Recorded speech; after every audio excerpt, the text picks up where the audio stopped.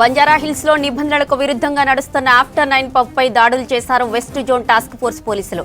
కస్టమర్లను అట్రాక్ట్ చేసేందుకు ఇతర రాష్ట్రాల నుంచి యువతులను తీసుకొచ్చి పబ్బుల్లో అసభ్యకర డాన్సులు చేయిస్తున్నారు నిర్వాహకులు. పక్కా సమాచారంతో రైడ్ చేసిన టాస్క్ ఫోర్స్ పోలీసులు పబ్లోని యువతీ యువకులను అదుపులోకి తీసుకుని బంజారాహిల్స్ పిఎస్ కు తరలించారు. ఎలక్షన్ కోడ్ ఉన్న అర్ధరాత్రి వరకు బార్ పబ్ నిర్వహిస్తున్నట్లు గుర్తించారు. ఘటనపై కేసు నమోదు చేసి దర్యాప్తు చేపట్టారు. బంజారాహిల్స్ పోలీస్ స్టేషన్ వద్ద నుంచి మరిన్ని డీటెయిల్స్ రత్నకుమార్ అందిస్తారు. రత్నకుమార్, అసలు ఏం జరిగింది?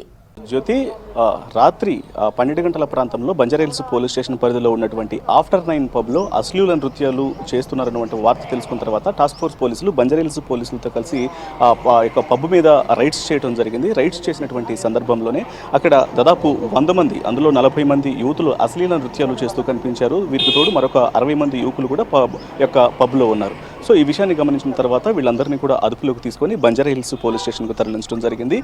బంజారాహిల్స్ నిన్న అర్ధరాత్రి 12 గంటల నుంచి కూడా వాళ్ళందరినీ కూడా బంజారాహిల్స్ పోలీస్ స్టేషన్లోనే ఉంచారు. ఇక కొద్దిసేపటి క్రితమే ఎవరైతే యువతులు ఉన్నారో ఈ యువతులందరినీ కూడా వాళ్ళందరినీ కూడా కౌన్సిలింగ్ ఇచ్చి దాదాపు 40 మంది యువతులను కూడా ఒక ప్రత్యేక వాహనంలో రెస్క్యూ హోమ్కు తరలించడం జరిగింది.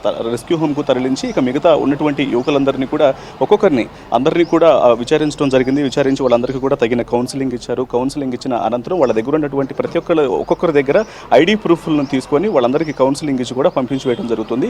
ఇప్పటికే ఏదైతే ఆఫ్టర్ 9 పబ్ ఉందో ఈ ఆఫ్టర్ 9 పబ్కు సంబంధించి ఇప్పటికే పోలీసులు కేసు నమోదు చేసుకుని దర్యాప్తు అనేది ప్రారంభించారు. కొద్దిసేపటి క్రితమే బంజారాహిల్స్ ఇన్స్పెక్టర్ అలాగే బంజారాహిల్స్ ఏసీపీ వెంకటగిరి కూడా బంజారాహిల్స్ పోలీస్ స్టేషన్కు చేరుకొని అసలు ఏం జరిగింది అనే దాని మీద మొత్తం కూడా దర్యాప్తు అనేది ప్రారంభించడం జరిగింది. అయితే ఈ ఆఫ్టర్ 9 పబ్ ఏదైతే ఉందో ఈ ఆఫ్టర్ 9 పబ్ మీద ఈ కేసులు నమోదు అవడానికి సంబంధించి గతంలో ఈ అశ్లీల నృత్యాలకు సంబంధించి కావచ్చు, లేదా గతంలో పబ్లిక్ న్యూసెన్స్కు సంబంధించి కావచ్చు, ఇటువంటి కేసులు నమోదవడం అనేది ఆఫ్టర్ 9 పబ్లో కొత్త ఏమీ కాదు. దాదాపు 10 నుంచి 12 సార్లు కూడా ఆ కేసులు నమోదయ్యి మనం విజువల్స్లో కూడొచ్చు. ప్రతి ఒక్కళ్ళని కూడా ఇటు ఆ లోపల యువకులందరినీ కూడా కౌన్సిలింగ్ ఇస్తూనే ఉన్నారు. ఒక్కొక్కరిని కూడా అసలు ఏ టైంకి వెళ్ళారు, ఏం జరిగింది అనేటువంటి విషయాలు మొత్తాన్ని కూడా తెలుసుకుంటూ ఉన్నారు. వాళ్ళ దగ్గర నుంచి ఐడి ప్రూఫ్లు తీసుకొని కౌన్సిలింగ్ ఇచ్చిన తర్వాత ఇటువంటివి మరలా రిపీట్ కాకుండా ఉండేందుకు గాను వాళ్ళందరికీ కూడా కౌన్సిలింగ్ ఇచ్చి పంపించి వేయడం జరుగుతుంది.